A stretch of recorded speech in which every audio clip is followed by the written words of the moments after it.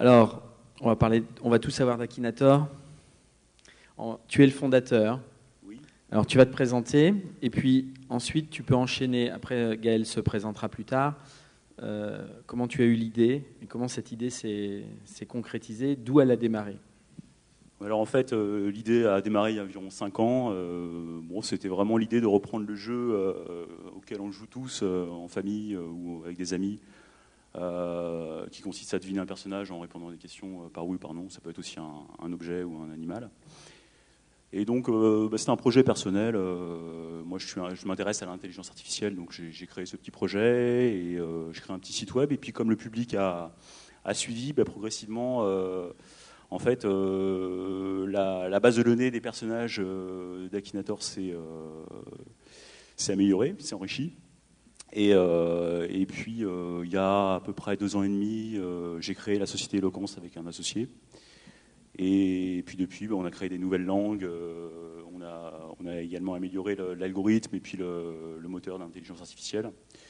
Et on a eu un succès important avec l'adaptation sur terminaux mobiles en collaboration avec SciMob. Quand vous avez démarré, tout de suite, il y a eu du succès sur le web, sur ce produit-là? Alors, il y a eu un succès qui était très limité au départ parce que c'était vraiment une toute petite base. Alors, le principe, c'est que plus les gens jouent, plus ils rajoutent des informations, plus ils rajoutent des personnages, des questions, etc. Et ça s'enrichit. Donc, au départ, c'est vrai qu'on a eu du mal à le faire démarrer. Donc, je n'avais pas de moyens, et puis je n'avais pas vraiment de plan. C'est vraiment un projet personnel. Et petit à petit, la base s'est enrichie et le public est arrivé, quoi. Ça s'est fait progressivement. Plus la base était riche, plus c'était intéressant. Et donc, du coup, plus ça buzzait, entre guillemets. Et ça continue encore aujourd'hui à s'enrichir régulièrement, quoi, avec des nouveaux personnages, des nouvelles questions. Et continue d'améliorer l'algorithme, quoi. Et aujourd'hui, ce qui draine le trafic, c'est la partie mobile, en termes d'usage sur le web, en termes de chiffres? Oui, effectivement. Par exemple, sur la base française, alors ça dépend des bases, hein, ça dépend des pays. Combien de pays? On a 10 bases, 10 langues différentes en fait. Et effectivement, sur la base française, on a plus de 50% du trafic qui vient de mobile. Alors on a également d'autres adaptations. On a sur le Free Store, hein, avec AirWeb, on a une adaptation également pour jouer sur la télévision. On a également une application Facebook. Mais au final, c'est vrai que on s'est aperçu que c'était bien adapté en fait à l'usage sur mobile, clairement. Alors, comment vous êtes rencontrés? Alors Gaël, vas-y, peut-être présente-toi et puis explique-nous comment vous êtes rencontrés. Oui, donc moi je suis le fondateur de SciMob, qui est c'est pas une agence mobile, c'est un partenaire. On va dire, on a 2 activités. L'idée de base de SciMob, c'est de refaire le monde. Ça arrive souvent dans les startups. Et j'avais pas levé de fonds, j'étais seul, donc on change même pas son quartier sans fonds et sans équipe. Donc il fallait faire de l'alimentaire. Donc la prestat de service en France, on fait souvent ça. Et donc j'ai pris mon top Alexa, j'ai pris des sites en français qui buzzaient, et j'ai dit, je vais aller voir ces gens-là, il va falloir que j'évangélise, que je dise il faut faire du mobile, c'est intéressant, parce qu'on est à une époque, on est en 2008 quand on crée SciMob, et on est encore avec des agences mobiles qui contrôlent tout, qui font tout, et qui disent c'est très compliqué le mobile, on ne peut pas en faire. Et moi j'avais l'idée de dire non aux éditeurs, il faut en faire, mais on va vous expliquer comment ça marche, et on pourra vous accompagner là-dedans. Donc j'ai contacté Arnaud à cette époque-là, c'est des entreprises unipersonnelles, et SciMob et Eloquence à cette époque. Et le contact a pris, on a bien échangé, on était d'accord sur le fait qu'il y avait de la valeur ajoutée et qu'il y avait des choses à tenter à ce niveau-là. Et on va dire que l'activité alimentaire et financière de SciMob a explosé avec Akinator, et on a conservé notre activité de R&D. Donc on est sur 2 activités, une de service, une de R&D. On parlera moins de la R&D parce que ce n'est pas le sujet de l'interview. Et on a démarré avec un site mobile qui marchait bien. On a un peu testé les modèles économiques. Alors en 2007-2008, c'était pas top, hein, mais il y avait AdMob qui se créait à l'époque, c'était marrant. Puis arrivé à l'iPhone, et ça a été un formidable moyen de monétiser en fait un service. Et l'application est devenue numéro 1 sur l'App Store en 3 semaines en France, puis en Allemagne, en Espagne, en Suisse. Enfin, après, c'est parti dans le monde entier. Mais la démarche initiale, c'était de trier parmi les services web qui marchaient ceux qui avaient une valeur ajoutée sur mobile. C'est-à-dire que beaucoup de gens allaient voir des gens et dire faites du mobile parce qu'il faut en faire. Et ça, c'était une erreur commerciale. Et la démarche envers Arnaud, c'était de dire les gens vont le prendre, ce jeu, avec eux, ils vont le prendre en soirée, ils vont en discuter. Il y a une valeur sociale qui est décuplée avec le mobile. Et on ne s'est pas trompé. Je ne dis pas qu'on ne s'est pas trompé sur d'autres projets. On signe souvent des gens au démarrage en disant on travaille gratuit, on partage les revenus si ça marche. Il y en a pour qui ça marche, il y en a pour qui ça ne marche pas. pour Akinator, ça a plus que marché, hein, ça a couru, on va dire. Et Gaël, tu t'es arrêté sur ta liste là. Il y en a eu d'autres où tu as transformé aussi sur mobile? À ce point-là, non. On a eu des projets. On avait un projet plutôt sur l'enseignement. Ça s'appelait WebEduc. Ça a le mérite d'être noble. Seulement, les gens paient pas pour apprendre. Les jeunes ne paient pas pour apprendre et pour lire des cours. Donc, c'était assez difficile. Et c'est un projet qui a pas suivi. La personne n'avait pas levé de fonds. Il y a des projets qui nécessitent. On ne peut pas bootstrapper avec certaines choses.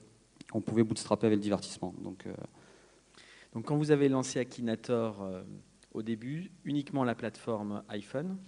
Dans les 10 pays aujourd'hui, c'est la plateforme iPhone qui draine le trafic ou il y a d'autres plateformes qui viennent s'emboîter et qui... Alors, la répartition actuelle, c'est 80-20 quasiment. 80% sur iPhone, 15% Android et 5% sur les autres plateformes. Dans tous les pays? Ouais. On a l'iPhone, les pays forts, je le dis parce qu'il y a beaucoup d'acteurs, il faut regarder l'international parce que ce qui se passe sur le mobile, c'est en fait en France, il se passe peu de choses par rapport au niveau mondial et même en Europe. Les pays clés, c'est l'Allemagne, c'est la Suisse. Vous imaginez pas le nombre d'iPhone qu'il y a en Suisse, c'est impressionnant. On fait autant de ventes quasiment en Suisse qu'en France, en étant dans le top 25. Le Japon, alors là, on reparlera du Japon parce qu'on a des chiffres. On a fait 1 million de ventes en 5 mois au Japon, à $2. Donc c'est une performance inégalée, je pense. Rovio Mobile n'a pas fait ça au Japon. On fait 4 fois les revenus d'Angry Birds au Japon. Donc l'iPhone draine beaucoup. Après, c'est un marché assez mature déjà, l'iPhone. Donc on peut vendre beaucoup une fois qu'on est visible. Android, c'est notre stratégie, mais on a multiplié les ventes d'Android par 60 en un an et de 4 sur iPhone. Donc on voit les coefs qui ne sont pas les mêmes.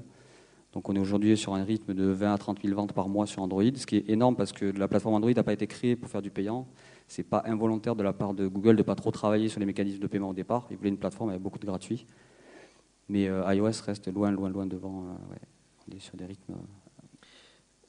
Aujourd'hui, dans les pays, est-ce qu'il y a un pays qui draine des usages différents ou les 10 pays ont le même usage avec l'application?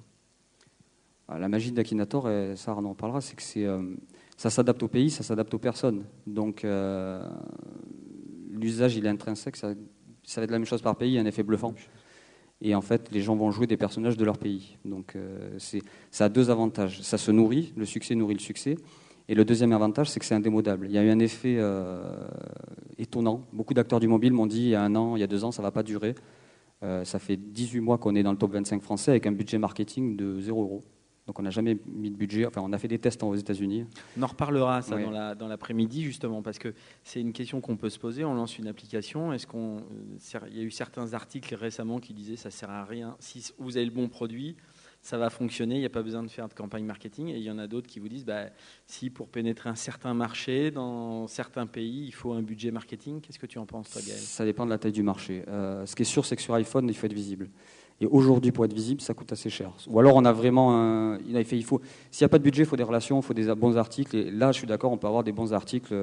Par exemple, sur Android, vous pouvez avoir des excellents articles sur des blogs influents parce que la plateforme, elle est naissante et qu'il y a plein de choses à faire. Sur iPhone, ça commence à être très, très, très, très difficile. Et il y a un problème de visibilité. Donc, on peut monter tout seul. Je pense que c'était vrai il y a 2 ans. Les standards, ils ont déjà été créés. C'est un peu malheureux et j'allais dire insolent ce que je dis, mais créer des standards aujourd'hui sur iPhone, ça coûte cher. Il faut les mettre dans le top. C'est ce que fait Chilengo avec Cut the Rope. Donc Zeptolab existait. Zeptolab aurait pu faire un travail super, mais c'est Chilengo qui les a posés en première place grâce à leur réseau, grâce à leur système Crystal, etc. Donc sur certaines plateformes, oui. Sur Windows Phone 7, c'est le moment peut-être de créer des standards sur Windows Phone 7. Mais ce qui est magique, c'est l'association de la marque, de l'iPhone et d'Akinator. Est-ce que vous êtes au contact de vos utilisateurs? Alors, c'est un gros chantier. Parce que la valeur des sociétés et de la marque, c'est aussi sa capacité à interagir avec l'utilisateur. Et c'est un gros chantier parce que les gens n'ont pas acheté Akinator pour qu'on vienne les embêter. Ils ont acheté pour jouer, pour bluffer leurs amis, pour s'amuser en soirée. Donc on travaille. Comment tu sais ça? C'est ton usage personnel, c'est avec tes amis ou vous avez enquêté dans les 10 pays où ils utilisent cette application, comment ils l'utilisent, pourquoi ils l'utilisent? C'est devenu, pas une expression, mais on le voit il y a des gens qui les citent dans leur interview, c'est quoi vos applis préférés, c'est Akinator, ou alors il y a des vidéos même, les gens se filment eux-mêmes en train d'y jouer, ils n'en reviennent pas. Ah oui. Et surtout, ce qui est marquant dans les stats analytics des applis, c'est l'usage impulsif. Il la télécharge, il dit waouh. Après, la deuxième étape, c'est il le teste en soirée. Donc le samedi, il y a des gros pics le samedi soir et le dimanche. Et après, ils arrêtent de l'utiliser quasiment. Il y a une base quand même qui qui jouent souvent, mais c'est une minorité. Au bout de 2 jours, il n'y a plus personne qui joue quasiment. Donc c'est très bien adapté au modèle payant one shot. C'est une appli payante de 1 dollar, de 2 dollars, pardon, c'était la même chose. Mais peut-être que... Arnaud, tu veux rajouter quelque chose? Pardon. Oui, juste par rapport au fait quand on lance dans un pays, c'est vrai qu'il y a certains pays où on n'a pas eu de succès. Dans les pays anglo-saxons, on en vend quand même pas mal, mais on n'est pas classé au même niveau qu'on l'est en France ou au Japon. Vous avez essayé de comprendre pourquoi? Ouais, on a des idées. Je pense que le problème, c'est qu'on était parti d'une base anglaise qui était internationale, donc il y avait des gens, des Polonais, des Coréens qui jouaient dessus. Et en fait, les gens aiment retrouver les personnages un petit peu, les personnalités locales, donc les présentateurs télé, etc., en jouant. Et du coup, on a créé une base en fait spécifique pour les anglophones, donc les Américains, les Anglais et les Australiens. Et on pense que ça va progressivement, la base va s'enrichir avec vraiment des personnalités et des manières de répondre aussi aux questions qui collent vraiment à l'américain moyen ou à l'anglais ou à l'australien. Je pense qu'il y a vraiment l'adéquation entre la base de données et une population qui est importante, qui fait que l'application buzz. Donc, en fait, votre application, c'est, on peut dire, le buzz, c'est le bouche à oreille uniquement. Oui, tout à fait, ouais, parce qu'on fait pas ou très peu, on n'a pas de budget en termes Au de... démarrage, quand vous avez démarré, c'était le bouche à oreille. Oui, tout à fait. En fait, on lance dans une nouvelle langue à partir du fait qu'on a un succès quand même sur le pays et qu'on a une base de données qui est relativement riche sur le pays. Par exemple, là, on va probablement lancer une version en coréen parce qu'on voit que sur le site international, on a pas mal de Coréens qui jouent. Et on sait déjà qu'on a un public qui connaît un petit peu. Et comme on fait de la promo en fait depuis le web vers le mobile, bah ça draine un certain nombre d'achats.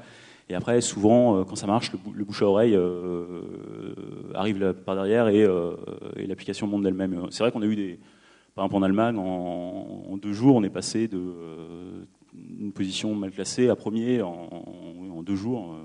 Ça a été un petit peu le rush pour s'assurer qu'on avait les ressources derrière informatiques pour tenir, mais c'est parti très vite. Ouais. Bon, tu as répondu à une question de la salle. Autre question de la salle, quel est le revenu d'Akinator en 2010? Combien d'employés? Je vais défendre un peu le métier des gens du mobile en disant que ça marche tout seul. Il y avait 2 choses quand même pour que ça marche. Il y avait l'attraction, c'est que c'était quelque chose qui avait déjà une audience sur le web. Et il y a un travail qui me tient à cœur, parce que c'est ce que je faisais chez Mobile Village et chez d'autres éditeurs, c'est quoi qu'on fasse, on tape Akinator sur un moteur de recherche, on tape akinator.com, on a n'importe quel smartphone, vous allez arriver au bon endroit avec la bonne expérience utilisateur. Et ça, c'était très important. Ensuite, pour l'Allemagne, il y a eu un mélange d'audience web et aussi le fait que l'Allemagne était un marché d'iPhone. On avait étudié, on avait les stats AdMob, les stats Fleury, on a dit il faut aller sur le marché allemand parce que c'est là qu'il y a des iPhones. Donc c'est un mix d'un peu tout ça. C'est sûr, si le produit est très bon, il montera, mais il montera plus vite si vous faites bien les choses au démarrage. Les revenus, c'est les 18 derniers mois, 2 200 000 ventes sur iPhone et Android confondus, mais il y a 100 000 ventes sur Android. Donc, le prix de l'application, 2 dollars, donc ça fait un peu plus de 4 millions de dollars de revenus bruts. On ne parlera pas des revenus sharing, mais voilà, globalement, le projet a généré 4 millions de dollars. Combien d'employés? Chez SiMob, on est 15, ça change tous les mois, 12 à Montpellier, 3 à Tokyo. Donc on a une filiale à Tokyo qui est en cours de création, voilà, c'est officiel, donc je peux l'annoncer. Pour suivre Akinator. Pour suivre Akinator et pour y aller aussi avec des belles marques françaises. Voilà, je ne peux pas les citer parce que je n'ai pas signé en bas du papier, mais on part avec de très belles marques. Et c'est avantageux pour toutes ces marques de pouvoir faire de la promo croisée. Et pour Eloquence, vous êtes... Oui, on est 6. D'accord. On a grossi un peu moins vite. Mais on est sur Chartres, c'est difficile de recruter. Ok. Et vous n'avez pas envie de fusionner, de faire un mixte là? On a vraiment des choses complémentaires. On a chacun aussi des projets qu'on est en train de lancer de manière connexe. Et c'est vrai que là-dessus, ça s'est bien passé. Mais... Comment vous voyez l'avenir de l'application maintenant? Parce que bon, les gens savent l'utiliser. En fait, les gens l'utilisent. Bon, s'ils l'utilisent le week-end en famille, c'est devenu comme les usages avec le. Je trouve pas le nom là quand ils chantent là. Karaoké. Voilà, c'est devenu presque pareil, non? Ouais, on peut se faire une partie d'Akinator comme on va se faire une partie de karaoké. Ça, on l'a vu, il y avait une vidéo sur Dailymotion qui était très très drôle. Donc on pouvait même l'utiliser pour la promo, c'est les gens qui l'avaient fait d'eux-mêmes. Non, les projets, il y a d'autres projets. Alors on parlait d'inédit, il y a la deuxième version d'Akinator qui arrive dans même pas un mois, qui ne sera pas sur le même modèle économique, qui ne sera pas sur le même principe. C'est-à-dire qu'on sera dans l'autre sens, on va devoir trouver le personnage. Et pas penser à un personnage et il le trouve. Et le modèle économique? Elle sera gratuite et elle sera basée sur de l'achat. Parce qu'on estime que le marché de masse, il est à ce niveau-là, il est sur la gratuité. On le voit avec Android, on le voit avec plein de choses. Et ça nous permet aussi de tester un autre modèle sans vampiriser les ventes de la version payante, donc de faire du cross-selling. Donc on part vraiment sur autre chose. C'est un pari. Faire un deuxième. Tu ne penses pas que tu scies la branche sur laquelle tu es là? Non, parce que c'est pas du tout le même jeu. La version 1 de Akinator, c'est du divertissement, c'est de l'effet waouh. Les gens disent waouh, c'est génial. Mais les gens ne restent pas sur l'application. Donc c'est bien. J'allais dire, si on vend aujourd'hui à tous les possesseurs d'iPhone, on en vend 150 millions et c'est fini. Bon, c'est super, 150 millions, mais on ne fait pas le monde non plus avec 150 millions.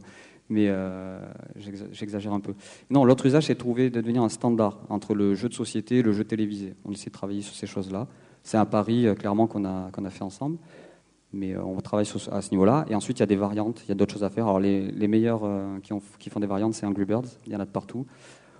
On ne va pas faire autant qu'Angry Birds, mais on travaille sur ces choses-là, des versions dédiées. On arrive sur Windows Phone 7 dans 3 semaines, donc je sors plein d'inédits. Fin mars, il y aura Windows Phone 7. On va faire des versions de tablettes, Honeycomb. On travaille sur notre ergonomie. Donc voilà. Gaël, comment vous voyez tous les deux le marché, là, à l'heure actuelle, le marché du mobile, avec les plateformes, les stores, la multiplicité des stores, la fragmentation des plateformes? Comment vous... Alors, pour transformer, pour arriver à faire quelque chose, il y a des deux choses importantes. Il faut avoir de la valeur ajoutée sur mobile. Il ne faut pas y aller parce qu'on veut y aller, parce que c'est tendance. Et il faut s'adapter à chaque plateforme. Un iPhone, ce n'est pas un téléphone Android. C'est pas fait de la même manière. Le référencement se fait pas. Enfin, sur le market, il vous faut travailler sur le référencement, sur les mots-clés. Vous pouvez faire 100 downloads en étant invisible. Sur iPhone, vous ferez 0 si vous n'êtes pas visible. Il y a une phase de consolidation sur les smartphones. Les dés sont jetés, j'allais dire. On sait qu'il y aura iOS, Android, Windows Phone 7. On ne sait pas à quelle proportion, mais ça ne serait pas étonnant de voir Google être dominant. Le marché des tablettes, c'est un gros point d'interrogation. L'iPad restera en 2011. Honeycomb, c'est quand même une merveille au niveau de l'OS sur les tablettes. Mais on a beaucoup parlé ce matin de l'environnement multi-device, multi-plateforme, et on n'est qu'au début. Pour moi, on n'est vraiment qu'au début. Et la clé, elle est là. Elle est sur la capacité à tirer parti de chaque média, de chaque support, dans un environnement multi-support, sans copier sur chaque support. La télé connectée, c'est génial, mais c'est un support passif. Le mobile, c'est un support actif et d'impulsion. Et l'idéal, c'est d'arriver à gérer tous ces devices-là et à faire des services qui ont leur valeur ajoutée sur chaque périphérique. Donc typiquement sur la télé, Akinator, c'est bien, parce qu'on va jouer en famille, et la version 2, elle aura peut-être encore plus de sens que la version smartphone. Donc je pense qu'il y a un énorme travail sur cette fragmentation, non pas technologique, mais plutôt de médias. Le mot de la fin, Arnaud ? Non, je vais juste rebondir sur les évolutions qu'on peut avoir dans le futur. Donc nous, on souhaiterait aussi ouvrir un peu notre IA à des gens intéressés par créer des bases équivalentes à celles d'Akinator, mais dans d'autres domaines. Par exemple, quelqu'un qui serait intéressé par les voitures de collection. Faire un petit jeu comme ça sur les voitures de collection et ensuite le proposer également sur terminaux mobiles sous forme d'extension de l'application ou avec l'application de base, quoi. D'ailleurs, une des questions de la salle, c'est comment gérez-vous la création des nouvelles bases de données pour les nouveaux pays ? Alors on part de la base anglaise parce que les traducteurs souvent parlent anglais, plus que français. Et en fait, on filtre les personnages, parce que la base est grosse. Vas-y. Je termine. On filtre les personnages des pays qui parlent la langue. Par exemple, si c'est une base, on veut faire une version portugaise, on va prendre les personnages brésiliens et les personnages portugais. On les met un petit peu en avant et puis après on regarde les personnages les plus joués. Donc on fait remonter un petit peu les personnages de la langue pour que les gens trouvent les personnalités locales. Et ensuite, on traduit l'ensemble des questions et par des traducteurs, l'ensemble des questions et l'ensemble des personnages s'il y a besoin. De temps en temps, en japonais, par exemple, il faut tout traduire. Bravo. Bon, bonne continuation à Akinator. Merci. Gaël, Arnaud, merci. Merci beaucoup.